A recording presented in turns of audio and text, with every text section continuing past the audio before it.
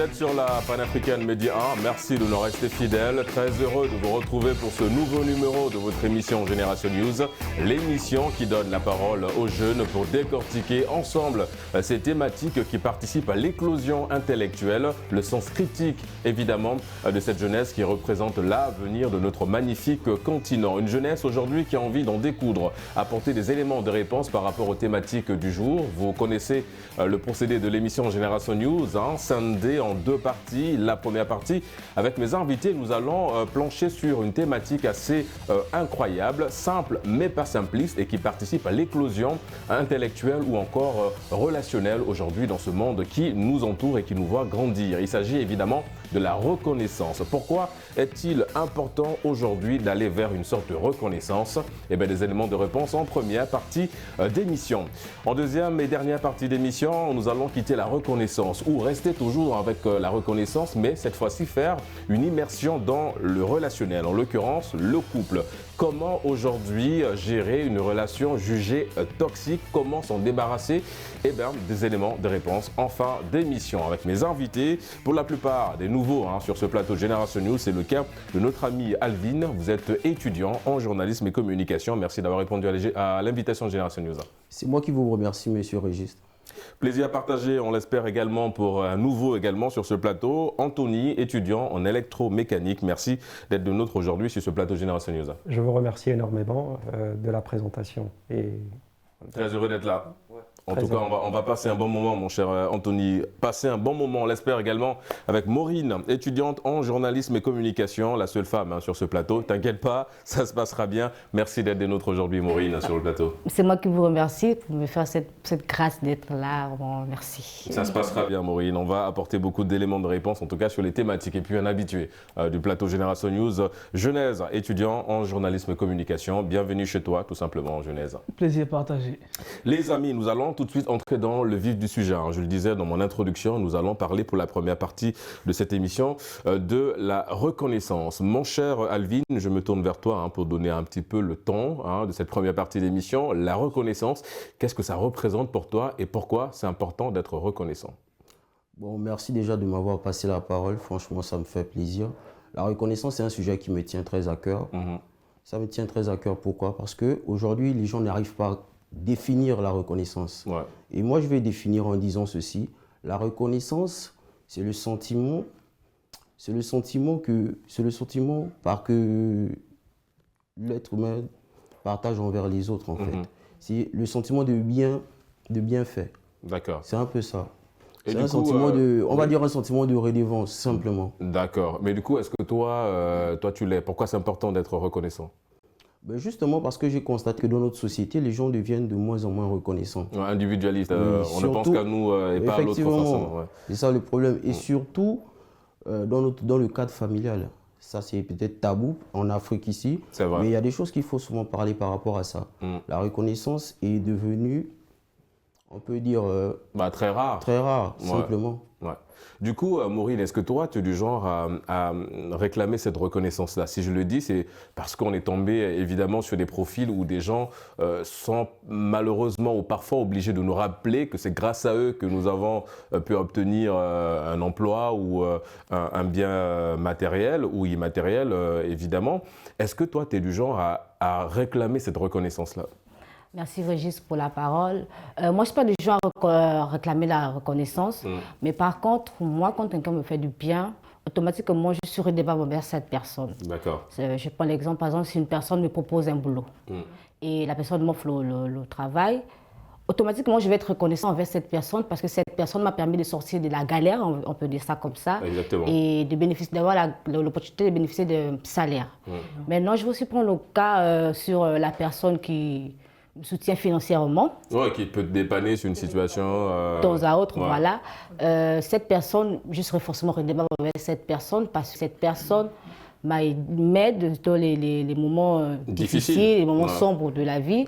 Et si cette personne se retrouve un jour dans les difficultés, forcément, je serai dans l'obligation de l'aider. Pas parce que je suis reconnaissante avec elle, c'est parce que déjà, c'est une nature humaine. Et ça permet aussi d'ouvrir les portes. Quand tu es reconnaissante, ça ouvre les portes dans plusieurs domaines. Je vais peut-être prendre le domaine sur la chrétienté parce que moi je suis chrétienne. Ouais, on est tous. Hein. Voilà. Nous sommes tous. Je ne doute pas. Tous, et oui. c'est important. À l'Église, on nous enseigne la reconnaissance. Donc, toutes les religions existantes voilà, enseignent la reconnaissance, effectivement. C'est bien ce que tu viens de dire, parce que tu dis en fait la reconnaissance c'est un sentiment inné, et je suis tout à fait d'accord avec toi, qui se développe, mais il faut aller au bout de ce sentiment-là. Et je reste avec toi, Maureen. Est-ce que toi tu es du genre, parce que tout à l'heure tu as pris des exemples assez palpables, des exemples où on se retrouve, hein, nous nous retrouvons facilement parce qu'on a tous été aidés par X ou par Y. Est-ce que toi la reconnaissance ça dépend de la grandeur de l'acte posé ou pas du tout? C'est-à-dire que, supposons que il y a un monsieur ou une copine qui t'a dépanné sur un billet de 10 000 francs pour, je sais pas, aller à l'hôpital ou autre chose, et derrière, il y a quelqu'un qui t'a trouvé un boulot. Est-ce que tu es plus reconnaissante envers celui qui t'a trouvé le boulot, ou pour toi, il n'y a pas de petite reconnaissance? Non, je ne peux pas être... on va dire quoi, je ne peux pas être sélective dans la reconnaissance. C'est pas bien, c'est pas quelque chose de normal. Mais par contre, ça dépend. Si quelqu'un m'offre un stylo et un emploi, tu vois que le choix est vite fait. Tu vas pas aider la même personne pareillement, mais ce qui est sûr, c'est que si les deux se retrouvent dans des difficultés, voilà. Je propose mon aide et après, voilà. Anthony, c'est vrai que la reconnaissance aujourd'hui, on est dans un monde, je pense que Alvin l'a souligné, de plus en plus individualiste. On ne pense qu'à nous et très peu à l'autre, ou encore relationnel, le pont qu'on peut tisser avec l'autre.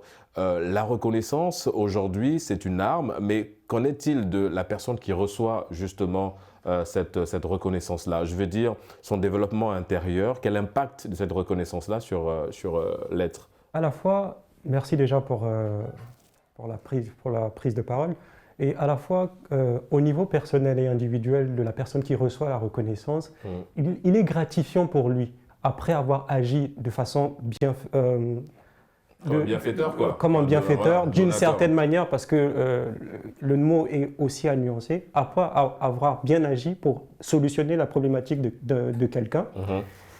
À son niveau, recevoir de la part de celui qui l'a aidé d'une certaine manière, de la reconnaissance lui permet de réitérer cette action auprès de quelqu'un d'autre et de créer de fil en aiguille, d'individu à individu, généraliser ce type de comportement de reconnaissance permet d'augmenter d'une certaine manière la généralisation de ce type de comportement et conduire à une cohésion de groupe communautaire et social. Oui, on crée même un nouveau profil, c'est-à-dire que tu peux même passer de simple Anthony à Anthony philanthrope. Voilà, quelqu'un maintenant qui est très ouvert aux autres. On parle d'être philanthrope, on parle de la reconnaissance genèse. Est-ce que, au-delà de ce que tu observes aujourd'hui, est-ce que c'est encore là, cette reconnaissance-là? Est-ce qu'elle est encore présente aujourd'hui?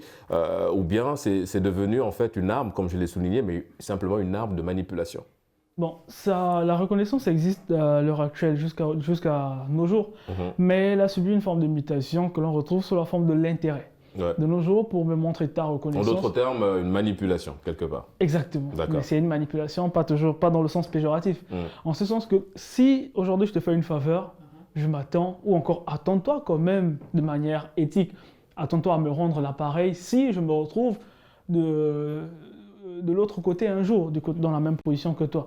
Donc aujourd'hui, la reconnaissance existe toujours, mais on est plus passé à un signe de réciprocité. C'est-à-dire, si je te fais du bien, fais-moi du bien la prochaine fois. Sinon, voilà, parce que mais moi... Est-ce que du coup, désolé de t'interrompre, est-ce que du coup c'est mal poli ou mal vu de le dire à quelqu'un? Parce que on est tous tombés sur des profils des gens qui nous disent « j'attends de toi que tu sois reconnaissant ». Est-ce que c'est mal vu de le dire? C'est très mal vu, même en soi c'est très mal vu parce que est-ce qu'au départ tu m'as fait du bien parce que tu voulais forcément que je te rende... Voilà, est-ce que c'est parce que tu voulais simplement... Est-ce que c'est par générosité de l'âme, ou est-ce que c'est parce que tu attends quelque chose en retour? Donc c'est très mal vu au départ.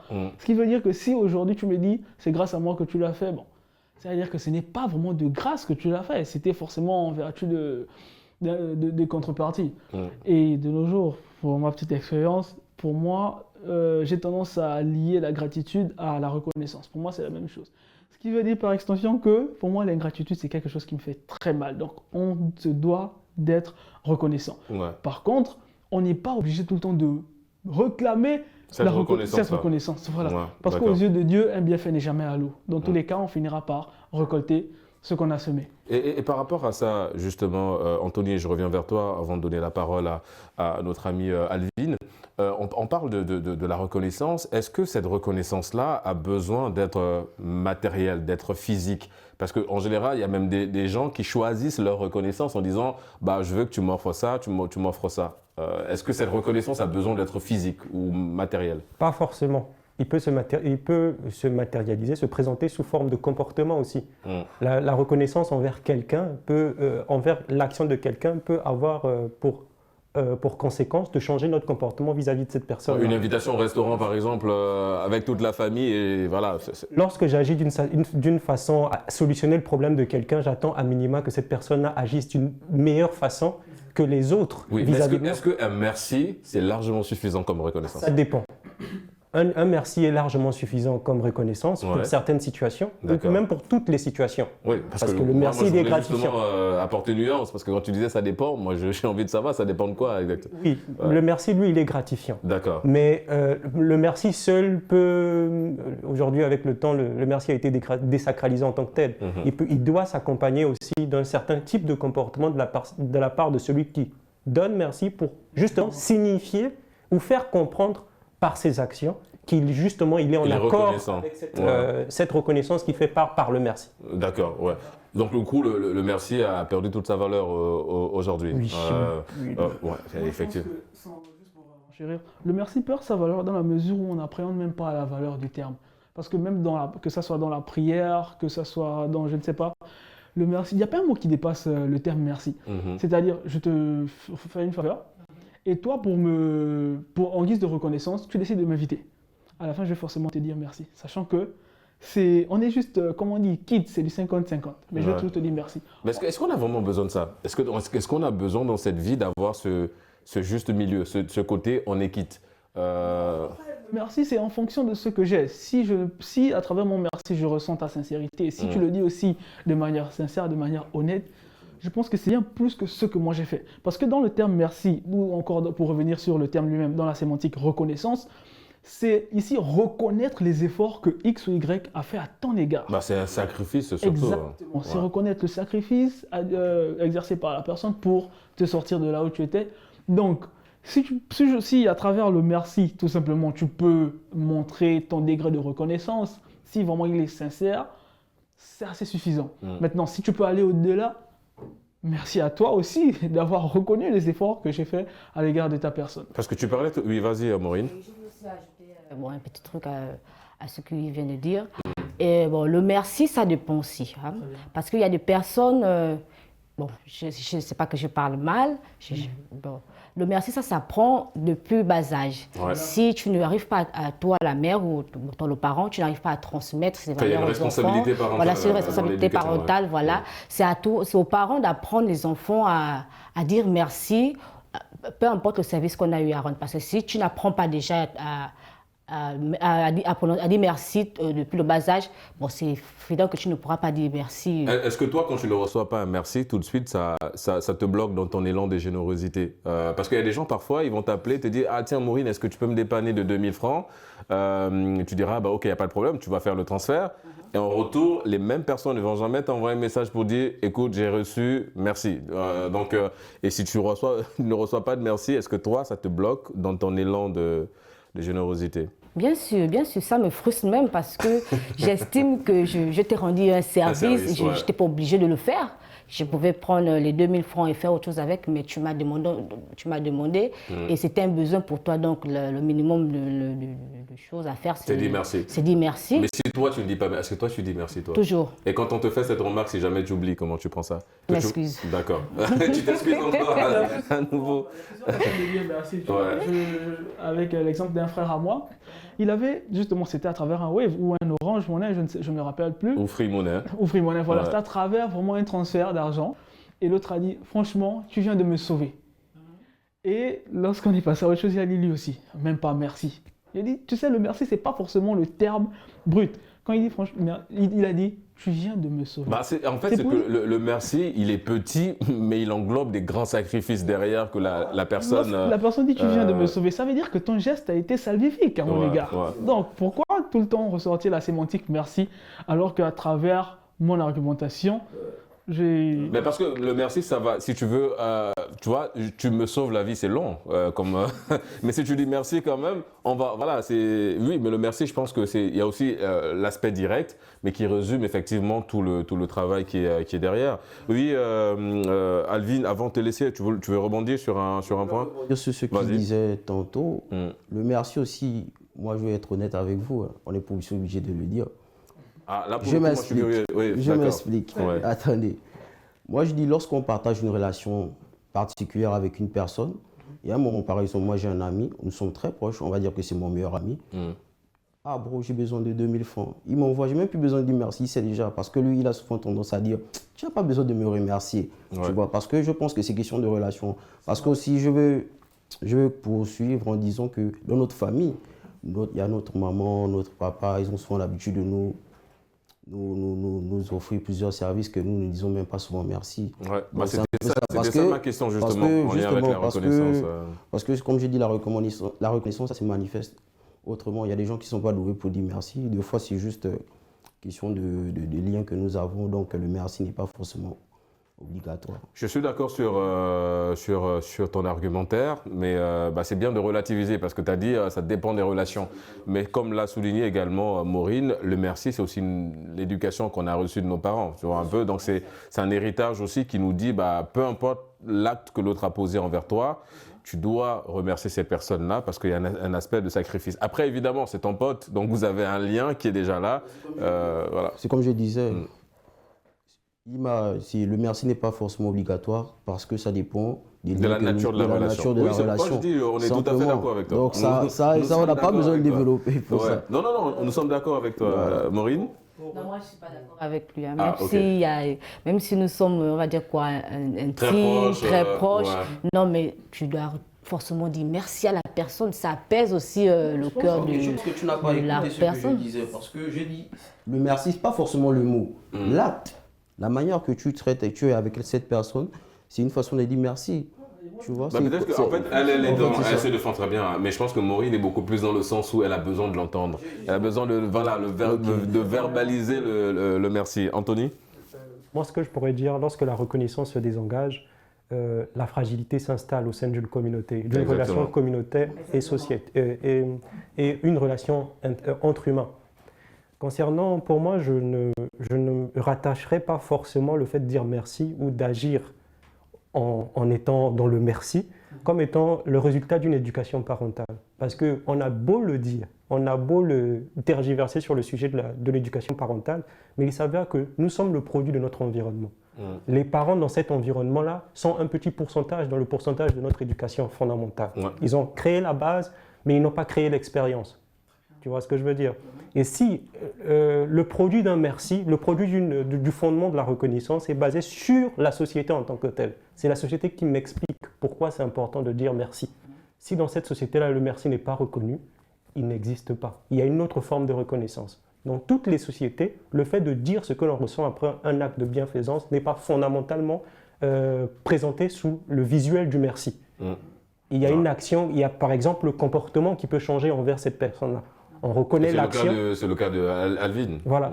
Maintenant, pour donner un exemple très palpable afin que nous nous situions au même endroit, je pourrais retourner la question de la bienfaisance, de la reconnaissance de la bienfaisance de quelqu'un et du merci qu'on attend dans l'inverse. Je retourne la question, le malheur que quelqu'un pourrait engendrer en nous et il nous présente ses excuses. Est-ce qu'en fonction de l'action qu'on a perpétrée à notre égard, l'excuse a la même valeur? Si le comportement ne change pas auprès de cette personne-là qui s'excuse, je peux m'excuser et te refaire la même chose demain. Effectivement, mon cher Anthony, tu as parfaitement raison dans cette forme de reconnaissance. Justement, Genèse, on parle de cette reconnaissance-là. Je pense que l'argumentaire d'Anthony est très poussé et ça résume parfaitement un petit peu ce qu'on vit aujourd'hui dans cette reconnaissance-là. On parle de l'éducation. Il y a forcément une responsabilité parentale aussi. Je pense que nos parents nous apprennent aussi très tôt à être reconnaissants. Je pense que Maureen l'a souligné aussi dans son argumentaire. Et donc, du coup, en fait, cette reconnaissance-là, il y a forcément aussi un départ et les parents ont un rôle à jouer effectivement. Anthony parlait de base, les parents sont à la base de l'éducation. Pour faire simple, lorsqu'on dans la rue on retrouve un enfant mal éduqué, on dit toujours que c'est l'éducation qui a raté. Ouais. Ce sont les parents qui sont visés. En d'autres termes, voilà. C'est les parents fautés. Voilà, parce que c'est une expression que beaucoup ne peuvent pas comprendre. Parce qu'on ne va jamais dire que c'est le comportement de la rue qui essaie d'usurper. Non, on tient toujours compte. Les parents sont toujours pointés du doigt par rapport à cela. Oui, parce qu'on part du principe qu'il y a forcément une base sur l'éducation. Parce que même à la maison, lorsque maman fait quelque chose, elle te dit toujours « on dit merci ». Au départ, le merci vient juste sans appréhension. Mais au fil du temps, lorsqu'on tient compte de l'acte de la personne et la valeur de ce que la personne a eu à faire, ou le sacrifice, comme on l'a dit, mais on ne peut qu'être reconnaissant. Et il faut toujours se rappeler que c'est l'éducation, c'est la première des choses que papa et maman nous ont demandé, ou encore nous ont inculqué comme réflexe. C'est le premier héritage, j'ai envie de... Voilà, le premier. Ouais. Est-ce que du coup, toi, tu l'es, Alvin, reconnaissant avec papa, avec maman? Tu parlais de la reconnaissance dans la famille qui est parfois tabou. C'est vrai qu'on a parfois, on n'a pas cette fluidité-là parfois à parler, à dire à papa, je suis reconnaissant de tout ce que tu fais, et à maman aussi parfois. Est-ce que toi, tu l'es dans la famille? Est-ce que tu manifestes cette reconnaissance-là? Bon, c'est comme je vous ai dit tantôt, je manifeste cette reconnaissance, mais pas par le merci. D'accord. Par mon comportement. Par exemple. En fait, toi, tu ne verbalises pas, tu ne dis pas... C'est comme je dis, ça dépend, comme elle a parlé de la famille, ça dépend de chaque famille. Ouais. Il y a certaines éducations que nous avons reçues. D'accord. Il y a dans notre famille, par exemple, nous ne sommes pas très...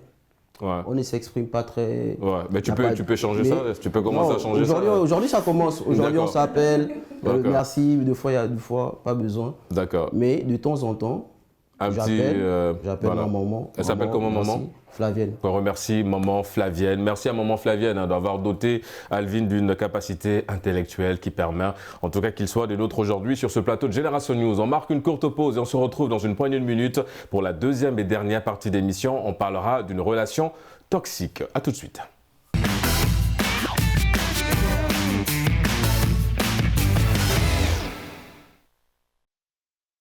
De retour sur le plateau de Génération News après cette courte pause, nous allons à présent parler de la relation jugée toxique. Comment sortir de cette relation jugée toxique, relation dans tous les sens du terme évidemment, que ce soit une relation on va dire amoureuse ou une relation familiale ou encore amicale. Comment sortir de cette relation jugée toxique? Mon cher Anthony, une relation comme je l'ai dit dans tous les sens du terme, comment on arrive à qualifier une relation de toxique? Pour faire simple, pour qualifier une relation de toxique, qu'elle soit entre deux individus qui soient de la même famille, des amis ou en couple, c'est dès lors que cette relation ne permet pas son émancipation personnelle.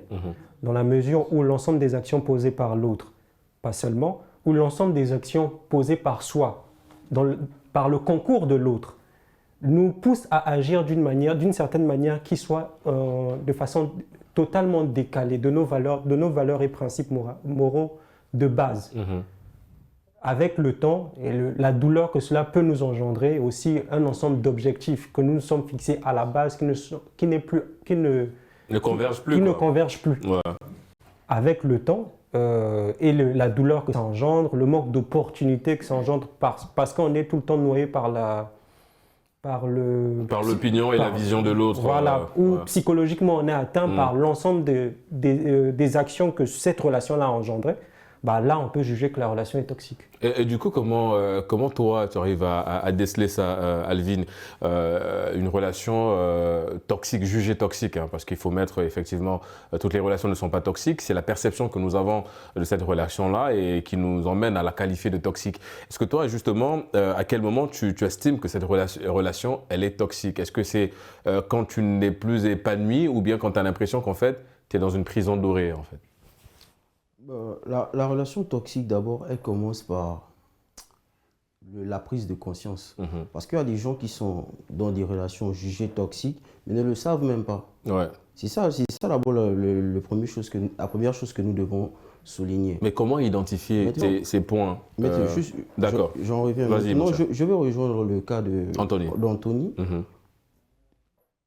Lorsque nous ne nous sentons plus épanouis dans une relation, lorsque il y a beaucoup d'incompréhension, lorsqu'il y a même jusqu'à la violence, il est nécessaire de qualifier cette relation de toxique. Toxique, ouais. C'était un peu ça, là où je voulais en venir par rapport à ça. Et donc, je rejoins totalement le point de vue d'Anthony. Et comment on fait pour en sortir, Genèse, avant de te laisser rebondir sur l'argumentaire de... C'est en cohérence avec ce qu'il a dit. D'accord. Et je pense que lorsqu'on remarque que, comme tu as cité plusieurs points, tu as parlé de violence, tu as parlé de... Non, il y en a qui m'ont échappé. Mais il faut chercher à comprendre pourquoi il n'y a plus cet épanouissement. C'est issu de quoi exactement? Parce que c'est peut-être difficile de reconnaître, mais il y a aussi une naïveté. Ça, je le dis très souvent. Il y a des gens qui te disent que, bon, là, celle avec qui tu sors, ou encore ton ami ne se comporte plus de la même façon, il faut chercher à comprendre ce qui ne va pas. Et au bout d'un moment, quand tu comprends que ça ne va pas, ne te dis pas forcément que c'est toi qui... C'est toi le problème, en fait. Voilà. Ouais. Où il y a une certaine paranoïa, voilà, où on ramène tout, on renvoie tout à nous-mêmes. Peut-être que c'est une certaine manipulation. Donc, au départ, il faut commencer à identifier les schémas négatifs à travers la manipulation, le contrôle. En gros, est-ce qu'il te pousse toujours à faire ce que lui veut et non pas ce que toi tu veux? Parce que la communication, c'est d'abord la base. Très bien. Si la personne, tu peux peut-être prendre le cas du partenaire, s'il remarque que la femme ou l'homme remarque qu'il n'y a plus de communication entre eux, le mieux c'est de commencer déjà, on va dire quoi, à se poser des questions. Pourquoi ça? Ouais, se remettre en cause, quelque part. Est-ce que toi, les relations toxiques, pas forcément la relation de couple, hein, parce que comme on l'a dit, relation dans tous les sens du terme, est-ce que tu as déjà, par exemple, vécu une relation amicale que tu as jugée toxique parce que ta copine était un peu trop sur toi, elle t'empêchait de ne pas sortir avec telle copine ou bien de ne pas aller avec telle copine, vraiment t'empêchait d'être toi, j'ai envie de dire. Et comment tu as fait pour t'en sortir si jamais tu t'es retrouvé dans une situation pareille, Maureen? Bon, déjà, je ne me suis jamais retrouvée dans une situation pareille parce que je suis quelqu'un de très réservé. D'accord. Donc, pour les fréquentations, ce n'est pas vraiment ça. Mais par contre, j'ai une sœur qui a vécu une situation comme ça. Elle était avec une amie, au début ça allait, ça sortait, ça faisait des... Ouais, une complicité quoi. Une complicité, voilà. Et elles ont eu des petits problèmes, bon, désolé, entre copines par rapport aux relations. Donc ma sœur sortait avec un gars et la fille, sa copine, aimait l'homme en secret. Donc elle l'a détourné, on va dire. Ça avait un triangle amoureux. Voilà, donc ça entraînait beaucoup de bagarres, beaucoup c'est même aller jusqu'au fétichisme. Ah, ouais. Donc voilà. Donc ça, c'est vraiment l'extrême, en fait. C'était vraiment l'extrême. Donc, pour essayer de sortir de là, ma sœur a dû se retirer de la personne. Bon, c'est vrai que ce n'était pas facile parce que c'était son amie. Elles ont partagé des moments intimes. Très bien. Donc voilà, c'est un peu ça. Est-ce que oui, Anthony, est-ce que pour justement sortir d'une relation toxique, jugée toxique, j'insiste encore là-dessus, c'est simplement de partir? Mais partir en ayant déjà donné peut-être des alertes sur le fait de revoir le comportement. Pas forcément. La relation entre deux individus n'est pas la relation toxique que l'on juge comme étant toxique n'est pas fondamentalement liée à la volonté de nuire de la part de la personne. Je l'ai dit en amont sur mon propos, c'est que il y a deux éléments qui peuvent te faire juger que votre relation est toxique. Soit tu es trop toi. La personne en face de toi te facilite des engagements vers des chemins périlleux pour ta propre émancipation. Tu es avec quelqu'un que tu aimes énormément, que tu estimes énormément. Tu prends plaisir à être là. Tu t'émancipes de sa présence. Mais ton émancipation par sa présence te fait rentrer dans des chemins que toi, de base, si cette personne n'était pas là, tu n'aurais pas fait. Tu comprends? Et du coup, la nuisance, la toxicité de la relation peut aussi naître de là. On peut juger qu'une relation est toxique dans la mesure où la personne en face de nous fait rentrer dans des chemins sans le savoir, sans volonté de nuire de la part de cette personne-là, inconsciemment, qui sont totalement décalés en fonction de nos valeurs personnelles. Voilà. Ok, d'accord. Moi, je vais toujours prendre sur le plan de l'éducation. Parce que ça dépend. Ça dépend de comment la personne a grandi. Parce qu'il y a des personnes qui grandissent, qui vivent des sévices depuis étant petits. Donc, ça nourrit, ça grandit en eux. Et lorsqu'ils sont face aux autres, parfois, il y a des personnes qui parfois, ils ne le font pas exprès. Donc, c'est par exemple son frère ou sa soeur qui dira que non, voici ce que tu m'as fait, voici. La personne va peut-être s'excuser après et la personne va recommencer. Donc, c'est parce que je dis que ça dépend toujours de l'éducation et du parcours de vie. Parce qu'il y a des gens qui sont hyper insécures, en fait, qui ont vécu, comme elle dit, des choses et qui malheureusement va agir sur son devenir en fait. Et pour aller aussi dans le sens d'Anthony, c'est vrai qu'en général, quand les gens posent des actions, c'est pas forcément pour nuire à la personne. Hein. Généralement, ce sont des preuves d'amour, mais quand la personne qui reçoit ces preuves-là n'est pas habituée ou bien à ses principes et à ses valeurs et se retrouve dans un cadre de figure ou bien dans une zone où elle se rend compte qu'elle est obligée malheureusement de laisser tomber certaines choses pour suivre ça.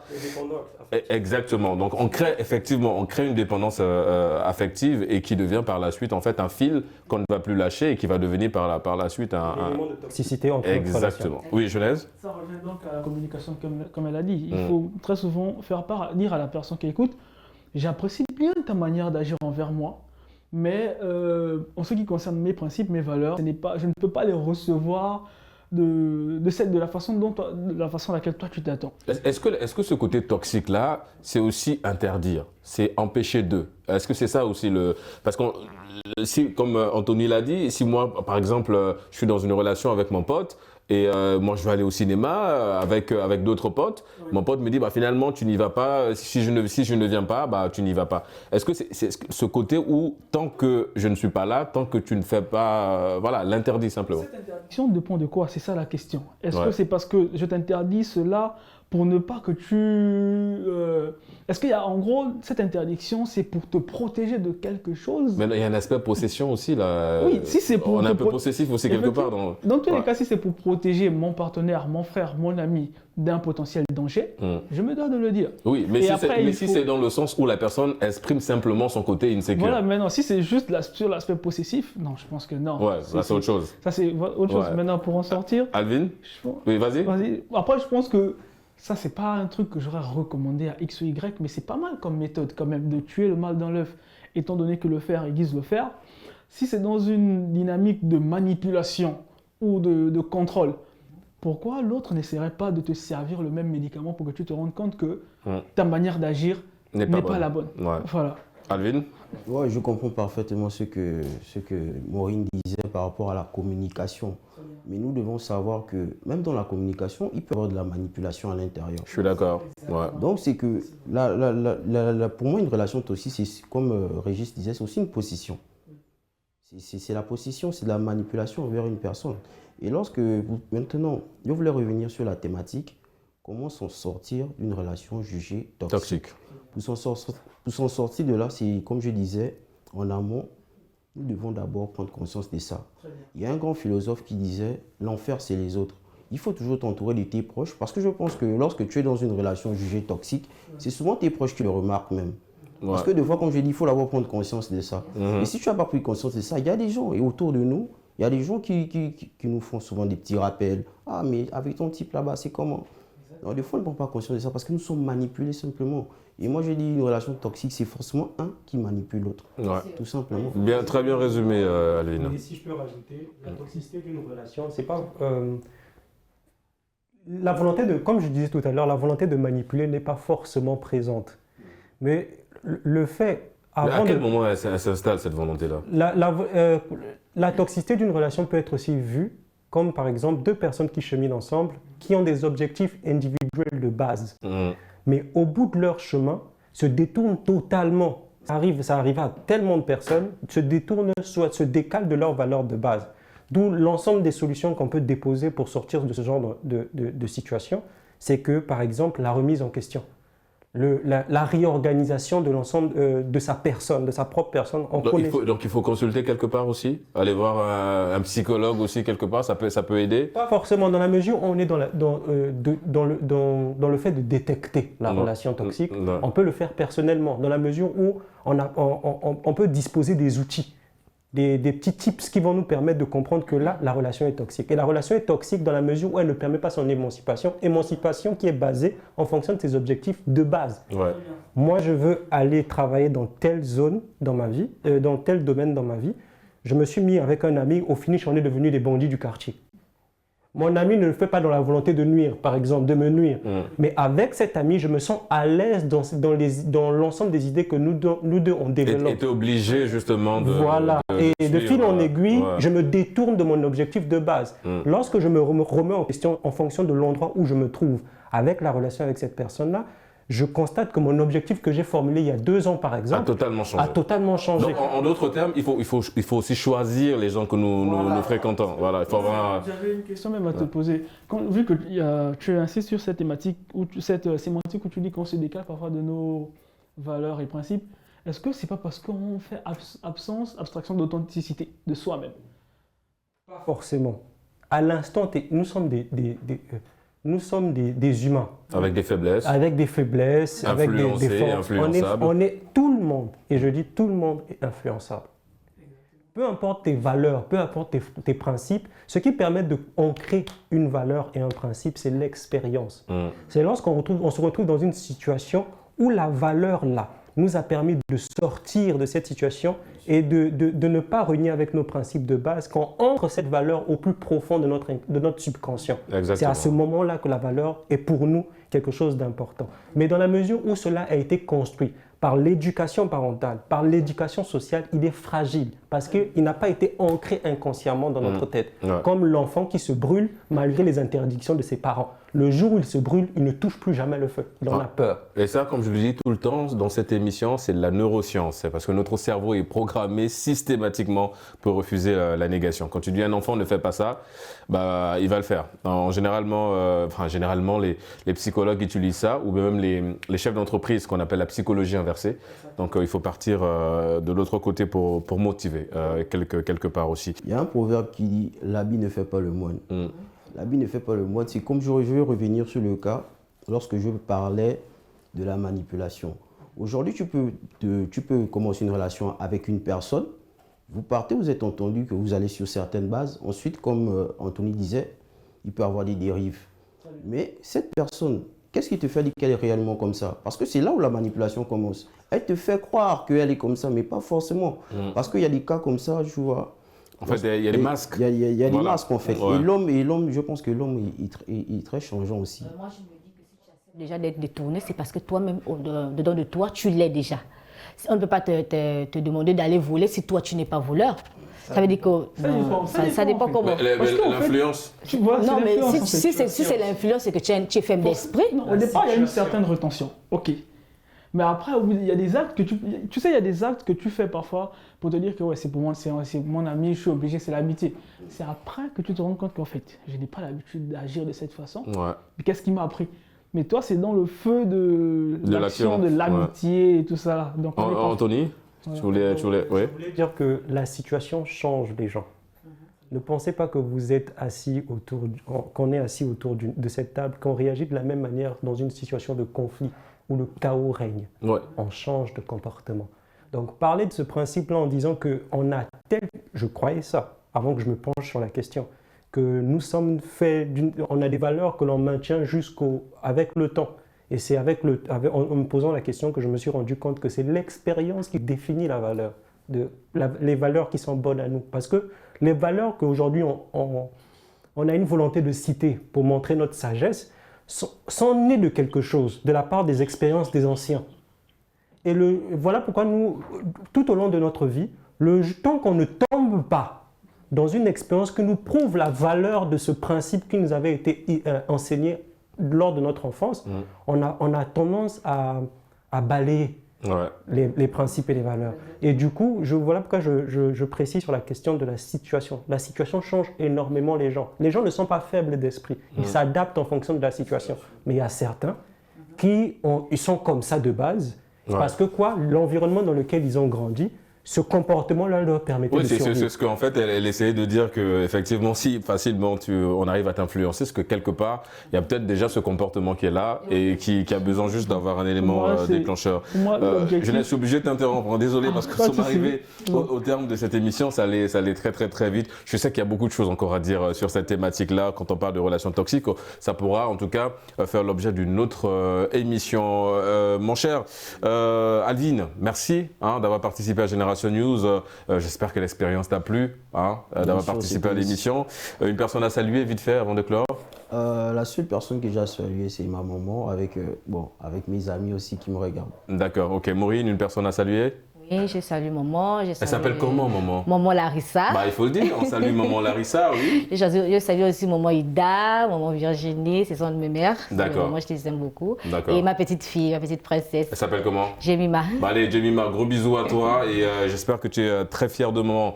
Alors, mon cher Anthony, une personne à saluer vite fait avant de clore l'émission. Je salue mes petits frères. Il y a Thaïs, il y a Juan, Gianni et Jenna. D'accord. Tous mes petits frères que j'ai laissés au pays. Ça fait D'accord. plusieurs années qu'on ne s'est pas vus. Donc, un gros je profiterai de l'occasion. Un gros coucou depuis la République du Congo, Brazzaville, en l'occurrence Genèse. Vite fait, en quelques mots. Salut monsieur et madame Mouka, mes parents, qui sont très fiers de ce que je deviens à l'heure actuelle. D'accord. Ben, en tout cas, merci à eux d'avoir donné vie à un excellent journaliste. En tout cas, merci à vous les amis d'avoir participé à Génération News. On se donne rendez-vous pour d'autres thématiques la semaine prochaine. Et d'ici là, n'oubliez pas, quoi qu'il arrive et quoi qu'il advienne, gardez le sourire en compagnie de nos programmes.